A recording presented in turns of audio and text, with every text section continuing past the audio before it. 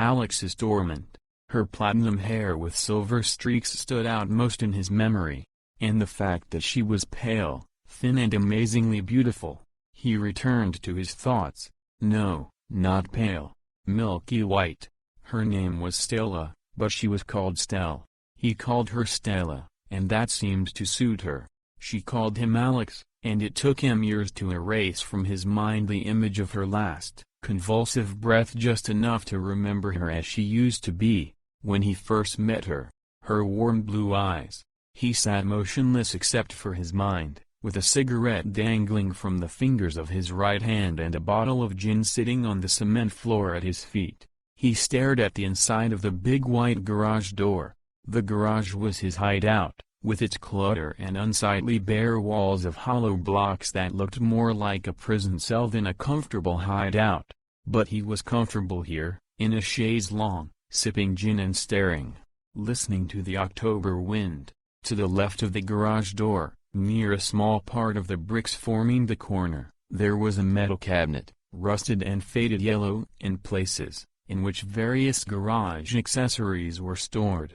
Cans of paint, grease, lots of loose screws and nails, several tools. And yet, among all this junk, there was an 8-foot coil of rope in a green nylon bag. He thought about the rope, as he had done so many times, then slowly, casually looked up and chose a nice clean spot on the steel walkway of the garage door. Then he shook his head. He was a coward and knew that living with shame, guilt, and a herd of locusts that were devouring his mind was easier than getting off a chair with a noose around his neck. Maybe after another shot of gin. A year earlier, his wife left him and took with her their only daughter, whom he fought to name Nellie, but lost. Her name was Patricia. He hadn't seen any of them since, and he wasn't going to try. He didn't even think about it. When they left, it seemed like nothing had changed since the day they left. In his perverted perception of reality, they never really existed anyway. His life would be better, much better, if he could just get Stella out of his head. But it was useless. Over the years, the headaches got worse, the nightmares became more distinct, and he sank into the shadow of the past, into sunsets that would never happen. His reality was a dream, and his dreams were a mist from the demon's breath. The obsession festered and burst like an infected abscess. He bent down, picked up the bottle from under his feet and stared into the neck. Deep remorse rolled through his arteries like gothic circus music fueled by gin and despair. He wasn't going to kill Stella with impunity. He just did it. No one ever asked him if he knew anything, or even looked in his direction, and he waited, confident that eventually they would come for him. From his room, he looked out the window, peeking through the curtains at every noise he heard, at every passing car. He hadn't slept for 3 weeks. He was just waiting for the cops or some detective to come and ask him if he knew who might have killed Stella. He was ready to confess everything, if they had come and asked. But they never asked. Alex took a long sip of gin and swallowed hard. He would have confessed to all this, but to the cops, he supposed, he was as invisible as he was in Stel's eyes, just a shadow cast by a thin stick stuck in the ground. Time passed, and he couldn't give up. This has never been an option. I just couldn't do it. The wind picked up outside, causing the lights to flicker and cast a strange shadow on the garage door for a moment. It brought back memories of the night he and Stella had painted gargoyles on canvases stretched over wooden frames. They sat back to back so they couldn't see what the other was painting. He remembered the ecstasy of her body touching his. He liked the feel of her shoulder blades moving as she drew, and the way her torso expanded with every breath. When they were done, they exchanged canvases for one another to evaluate. Her taste was strikingly better than he could ever have dreamed of. There were external shades of darkness in it, which he imagined, but could not fully convey. She conveyed this perfectly by mixing shadows with charcoal and gray. Still, he wanted to hug her again and never let her go. He wanted to feel her breath, kiss her and tell her that he was infinitely sorry. He wanted to tell her how much he loved her, adored her. He worshipped her. But he didn't have a chance. Not anymore. His love killed her. He wrote her a letter in which he confessed his eternal love, affection and fidelity, accompanied by a single red rose.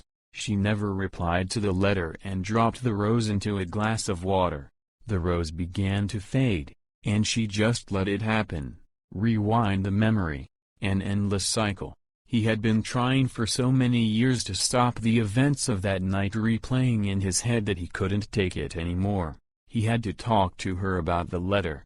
He paced his room, hoping it would give him the courage to talk to her, to ask why she hadn't answered his letter. Why did she let Rose die without even paying attention to it? She could have sealed it in a book or something, anything. But, like the letter, she ignored it. It didn't matter to her. 2 pills and a pint of gin later, he woke up from oblivion, wrapping his arms around her neck, resting his knees on her chest. Her icy blue eyes stared at him, losing their life, glassy. Her breath caught in her throat. An obsession lost forever. Interrupted. There was a soft knock on the small personal door to the right of the garage door. Alex assumed that his neighbor saw the lights on and wanted to complain about an overgrown tree dropping leaves all fall in his perfect little yard, ruining his perfect life with his perfect little family. Alex wished that the black widow spider would bite him in the eye while he was sleeping. Twice. He ignored her. He wasn't in the mood to listen to this. He was about to take another sip when the next knock sounded. Louder this time, faster. He was caught and he knew it. He stood up, still clutching the bottle of gin in his hand, perhaps for safety, or perhaps for a preemptive strike, and, making an irritated expression, headed for the door. When he got there, he stopped for a moment, expecting to catch his tree-hating neighbor in the middle of knocking so that he could open the door and surprise the hell out of him. Nothing happened. He was heading back to his chair when the knock came again, harder, louder. He angrily turned around, grabbed the handle and threw open the door, ready to smash his bottle of gin on this guy's head.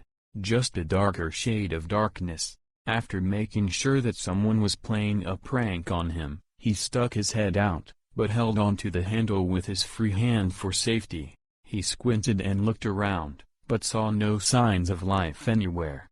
2 dry brown leaves, merciless to the wind, swept past him, scratching the driveway. Just that and nothing else. "Keep fooling around and I'll call the police," he shouted into the darkness. There was no response, not that he expected it. The light from the garage illuminated the distance between him and the street very faintly. However, the driveway looked clean. However, he had to admit that the branches of the tree hung too low. He pulled his head back in and closed the door, then turned the pathetic lock in the center of the handle. It was all that stood between him and what was prowling outside. But he was satisfied and headed back to his chaise longue. He was about halfway there when a cricket, completely black, the size of his thumbnail, appeared out of nowhere and jumped into his field of vision. She stopped by the cigarette butt, turned to him, then jumped up again, stopping right in front of his shoe. "What the hell do you want?" Alex told Cricket. Cricket didn't move. Out of pure spite, Alex lifted his foot, kept his balance, and brought it down hard on the cement, with such force that she stung his big toe through the thick sole of his sneaker. When he sat up to see the horror of what was happening, there was nothing there. Impossible. He looked left, then right, and found the little bastard about a yard away, right in front of his lawn chair. It seemed to be looking at him. He was watching him. I studied him carefully. I was lost in thought, caught up in the cricket's gaze. He heard a drop of sweat break out on his head. The cricket felt the heat. Then again. He watched the cricket carefully lift its wings. He tweeted, "She's sleeping." Alex tore himself away from his gaze. "What the hell did you just say?" The cricket didn't move. Alex chuckled at what he heard or thought he heard and attributed it to further spreading his personal madness. "Cricket," he said aloud, "I do not know who the hell you are or what kind of demon you have come to represent, but leave me with my suffering." The air became still, and the noise of the wind outside stopped. He felt more alone than ever. The cricket chirped merrily again. "She's sleeping." Alex ran a hand over his face and scratched at the weak old stubble. "I'm drunk," he announced to himself. "I'm completely drunk and crazy." He took 2 steps forward, and Cricket darted to the left and disappeared from sight. Alex calmly took his place on the chaise longue, put a bottle of gin on the table, then stretched out his right leg to get cigarettes and a lighter. "I knock on doors, chirp crickets and talk to myself." He fumbled for a cigarette and put it in his mouth, but before he could light it, Cricket appeared right in front of him again. Face him. Mocking him. There was silence as the two looked at each other. Then the silence was broken by the chirping of a cricket. "She's sleeping. She's sleeping. Get the hell out of here," Alex screamed, jumping up. Cricket darted to the left. Alex rushed after him, knocking over the chaise longue, taking long strides to stomp on it over and over again. The light dimmed and flickered, and an electric discharge rang out over his head. Cricket jumped into the shelter provided by the shelving along the wall. Alex chased after her, crashed into a shelving, knocking it and all its contents to the floor. He scattered everything that came in his way, left and right, digging through a pile of garage garbage. A cricket continued to chirp from somewhere. "She's sleeping. She's sleeping." Rage was suffocating him. He was frantically looking for Cricket, under each overturned box and a piece of glass. Just as he was tossing aside an old photo frame, he heard the chirping of a cricket behind him. Alex turned around and ran in the opposite direction. Before he was halfway across the garage floor, the lights went out and flashed on again. He stopped abruptly, almost dumbfounded. It's written on the wall right in front of him, embedded in brick in red letters. "I'm dreaming." Bubbles of fear crawled all over his stomach and acid got into the arteries. His chest tightened. Her platinum blonde hair. The cricket chirped again from all sides. "She's sleeping. She's sleeping. The air has acquired a red-orange hue." The cricket chirped again and again. His mind screamed and begged for mercy from this madness. "She's sleeping. She's sleeping." It was behind him. He looked back and saw that the cricket was now chasing him. The chirping grew louder and louder. He tried to run to the door. His feet were chained to the air. He dragged his foot. Then another one. After 2 hard-won steps, he was enveloped in a thick pale gray fog the color of wet cement. "She's sleeping. She's sleeping." Alex coughed. It became difficult to breathe. The light flickered again. The chirp of a cricket echoed off the walls. He covered his ears. "Shut up, shut up, shut up." He struggled into the center of the garage, pushing through the fog. Fine silky fibers clung to his face like cobwebs. He reached his overturned chaise longue. The fog began to clear. He saw that the bottle of gin had spilled, and next to it on the garage floor was a faded and yellowed envelope, exactly the same as the one he had given Stella, but this one had his name written across it. The air was quiet again. It's eerily quiet, like in a crypt. The cricket jumped over the envelope. He waited. His limbs were free. Her legs felt light and relaxed. He didn't know why he didn't just run at that moment. He was sure he could get to the door. The envelope with his name on it stared back at him. Cricket challenged him. Alex took 2 steps forward, bent down and picked it up. His hand was shaking as he opened it. The paper inside was old, but clean. He carefully unwrapped it. It was a drawing. The drawing is in black and gray shadows. A drawing of a rose that he gave to Stella when she drooped and the leaves began to turn black. The Gothic story of what was once in red splendor was dying, and in this death she depicted an amazing beauty. Her rose had the outer darkness that he imagined, and she captured it.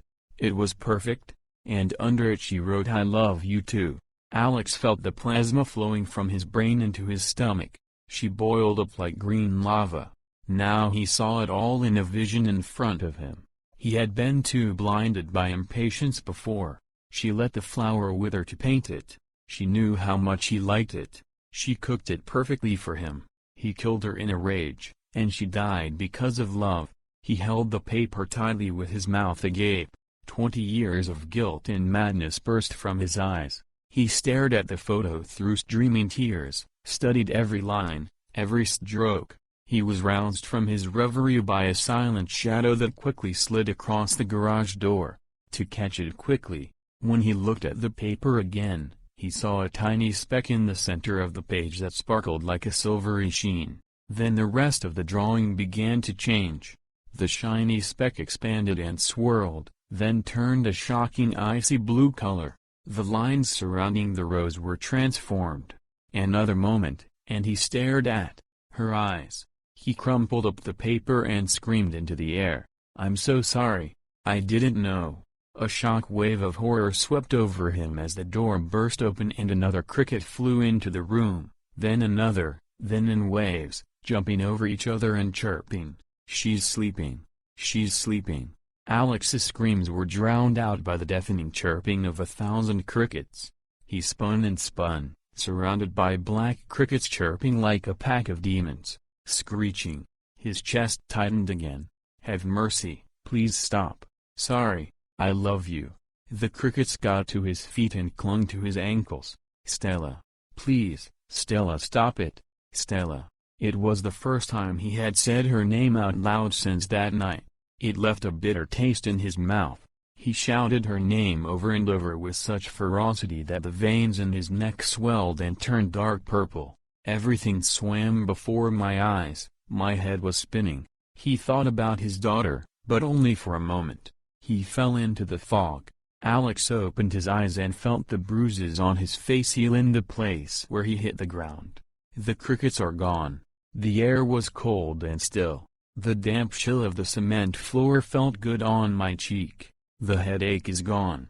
A shadow began to form around the perimeter of his field of vision as he stared at the back door of the garage. He could smell the gin and the taste of metal in his mouth. He wanted to get up, but he couldn't. Then, seemingly out of nowhere, a cricket silently jumped up in front of him and stopped about half a meter from his face. Then, with 2 tiny leaps, he approached. Alex's eyelids felt heavy. The cricket spread its wings. "Please don't. No more need. She's sleeping."